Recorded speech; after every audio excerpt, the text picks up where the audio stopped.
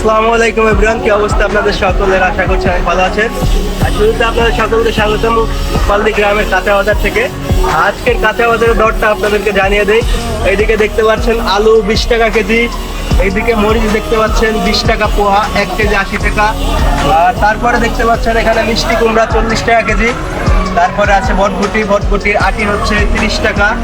আর তারপরে দেখতে পাচ্ছেন পটলের কেজি হচ্ছে 60 টাকা। তারপরে দেখতে পাচ্ছেন বেগুনের কেজি 30 টাকা। আর এদিকে দেখতে পাচ্ছেন করল্লা উস্তা যেটাই বলেন, এইটার কেজি 60 টাকা। আর এখানে দেখতে পাচ্ছেন ভেন্ডির কেজি 30 টাকা। তারপর দেখতে পাচ্ছেন রসুনের কেজি 60 টাকা। তারপরে দেখতে পাচ্ছেন কলার হালি এক হালি চারটার দাম মাত্র 30 টাকা। আর ওই পাশে দেখতে পাচ্ছেন এটা হচ্ছে শাকের দাম হচ্ছে 10 টাকা আটি।